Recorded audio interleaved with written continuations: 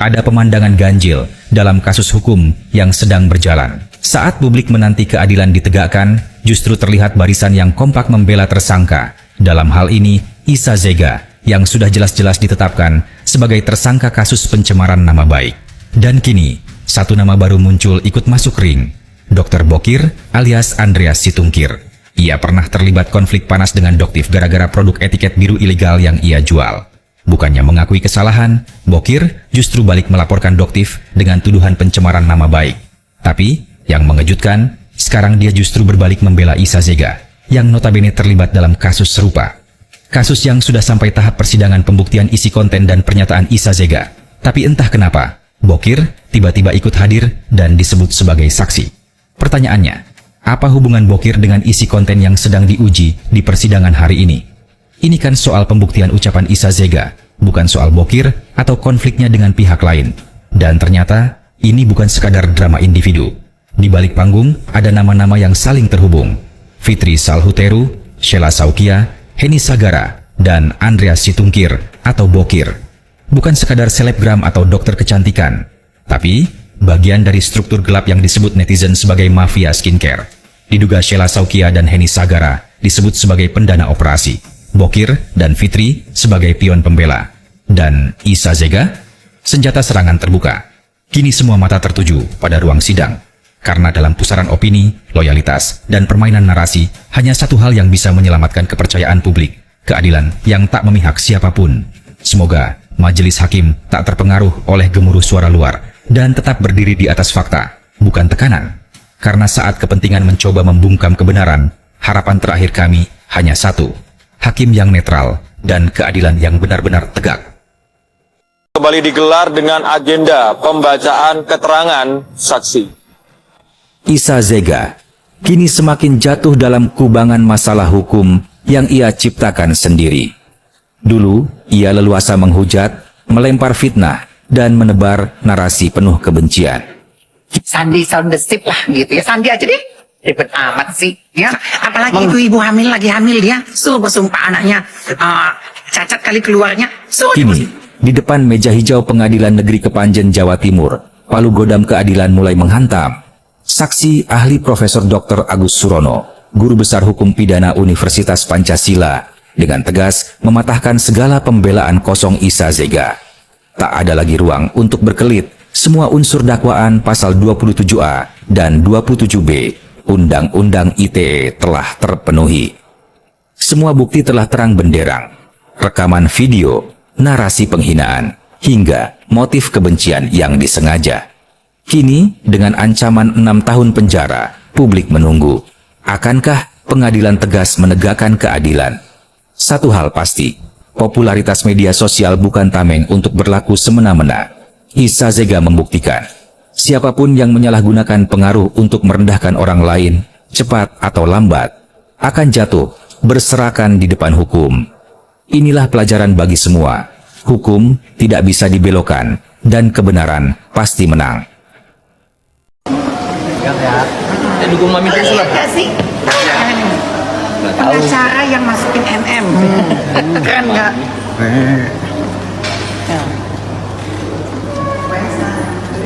Ini Bang Diri yang masukin kita. Jadi penyidik loh, polisi loh. Saya. Oh iya maksudnya Jadi loh. ngurusin itunya. Yang ngurusin.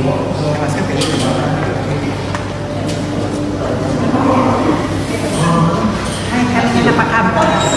Tumben sepi. Hah?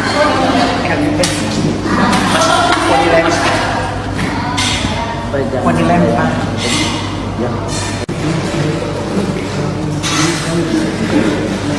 Kaca-kaca hebat. Bu Elsa, Bang sendiri. Gue lagi naik daun ini. Lagi naik daun nih. Pidana.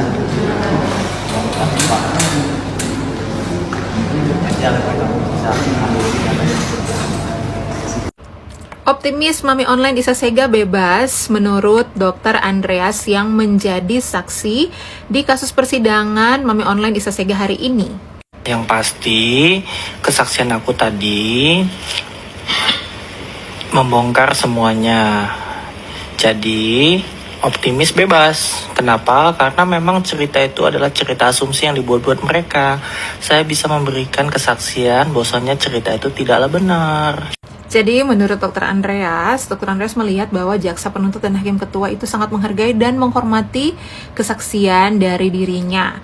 Dan dia melihat bahwa hakim dan jaksa itu sudah bisa menilai dengan nurani dan keilmuannya dengan baik, juga dengan adanya kesaksian fakta dari Dr. Andreas sendiri. Jadi tetap pada kesimpulannya, Mami Online Isa Sega optimis bebas guys. Dan jika kita melihat ke belakang ya, saksi-saksi daripada pelapor ini banyak yang tidak saling mendukung satu dengan yang lain. Banyak yang argumen-argumennya itu hanya berdasarkan asumsi dan opini saja. Kesaksian NM gimana, kesaksian Dr. Oki gimana, dan juga kesaksian saksi yang lain gimana. Seperti itu. Jadi ada banyak celahnya nih guys. Seperti ini misalnya, waktu Dr. Samira diminta untuk menjadi saksi di persidangan Mami Online. Yang diberikan oleh saudara jaksa penuntut tersebut, ada nggak di situ tulisan Dokter Samira? Tidak ada. Oke. Di dalam postingan tersebut, ya, ada nggak di situ ditulis Sari Purnamasari? Nama lengkap saudara dengan jelas? Tidak ada. Di dalam postingan tersebut ada nggak ditulis itu nama Nikita Wijaya? Tidak ada. Di dalam postingan tersebut ada nggak ditulis itu Dr. Oki Pratama? Sehingga Jadi jika tidak bisa dibuktikan siapa yang dimaksud oleh Mami Isa, apakah itu Sandi Purnamasari, apakah itu Nikita Mirzani, apakah itu Dr. Oki Pratama, atau apakah itu Dr. Samira, lalu bagaimana bisa dilanjutkan dan diputuskan kalau Mami Isa bersalah? Nah ini menarik nih, apakah benar-benar pendapat dari Dr. Andreas bahwa Mami Isa akan bebas itu akan beneran terjadi? Gimana menurut kalian guys? Komen di bawah. Publik pun bertanya dengan nada lembut, jika postingan Isa Jega tertanggal 21 Oktober 2024 kemarin dijadikan sebagai barang bukti oleh penyidik Polda Jawa Timur, tidak ada membawa-bawa nama-nama yang telah disebutkan seperti Dr. Oki Pratama, Dr. Samira, Nikita Mirzani, bahkan Sandi Purnamasari sebagai pelapor, lalu mengapa Adrena Isa Jega bisa ditetapkan sebagai tersangka, lalu saat ini diadili sebagai terdakwa di Pengadilan Negeri Kepanjen? Publik pun yang memberikan atensi terhadap kasus ini berharap banyak kepada Majelis Hakim Pengadilan Negeri Kepanjen agar mempertimbangkan segala sesuatunya berdasarkan bukti-bukti, fakta hukum, fakta persidangan yang telah tersaji selama persidangan berlangsung dan memberikan vonis atau putusan secara tidak gegabah. Seperti pepatah hukum berbunyi, lebih baik melepaskan 1000 orang yang bersalah daripada menghukum 1 orang yang tidak bersalah. Sekarang ada yang ada di pengadilan di Malang guys. Kalian ingat nggak sama wajah-wajah ini nih? Nih, tuh wajah siapa ini? Wajah siapa sih ini? Kalau nggak salah di situ ada Pak Anus ya, sama si Bokir ya. Bener nggak? Bener nggak guys? Nah, sekarang lagi sidang guys, lagi mau sidang. Dokter mau tanya kenapa sih harus ditemenin sama si Anus? Kenapa sih Pak Anus kenapa nemenin sih? Kayak Doktif dong. Doktif nggak ada loh lawyer yang dampingin. Doktif terjun ke gelanggang sendiri. Ih bangga deh kalau Doktif mah. Kalau Doktif mah orangnya mah gitu. Bokir kayak Doktif dong. Kamu ini cowok apa cewek sih? Sama sak datang ke tempatnya Sahrul, sidangnya Sahrul. Ini apa namanya sidangnya Sahrul pakai bawa bapake, kau sama bapak kayak Doktif aja sendiri. Ih, boker. Jadi mereka sekarang lagi sidang guys. Jadi si Boker ini kemungkinan akan menjadi saksi yang meringankan si Sahrul. Ya, jadi dokter bilang ini sebenarnya lucu sih skincare ini. Jadi memang mau nggak mau, suka atau tidak suka, ternyata akan ada dua kubu. Ya, yang sebenarnya dokter ini bukan kubu-kubuan, yang jelas dokter ini musuh dari si penista agama. Siapapun, tapi dalam kasus ini adalah si Sahrul, ya. Dalam kasus ini adalah si Sahrul. Oke. Jelas dapat duit ya. Iyalah. Lumayan lah ya. Lumayan lah. Doktif nggak perlu bahas kali ya, nggak perlu bahas. Oke. Nanti nggak perlu bahas. Kayaknya kalian udah pada cerdas deh. Sekarang kan kalian masyarakat udah pada pinter. Tuh. Kan seneng doktif liatnya, tapi kenapa harus sama lawyernya sih? Kenapa nggak berani sendirian? Padahal kamu tuh cowok loh, Bokir. Harusnya kamu itu kalau mau jadi saksi tuh cowok sendirian, doktif sendirian. Coba terbang dari Mekah, ya, dari Mekah langsung ke Jakarta, dari Jakarta ke Surabaya, Surabaya ke Malang, itu doktif sendirian. Oke, tapi kalau dari Surabaya, dari Jakarta ke Malang memang ada kawalan sih, ada pengawal ya satu, tapi itu staf doktif dan itu pun cewek, ya.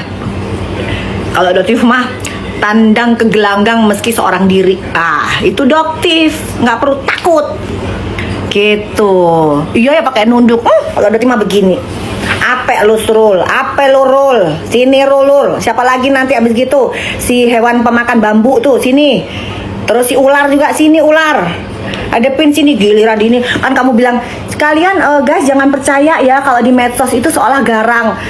Doktif nanti bakalan garang ya di sidangnya kamu ular. Sidangnya pemakan bambu, ya, gitu. Kenapa kok dokter nggak mau garang di situ, ngabisin energi, ya, menghadapi para marga satwa pada saat persekusi itu ngabisin energi, guys, nggak penting, terus nggak ada hasilnya, ya kan?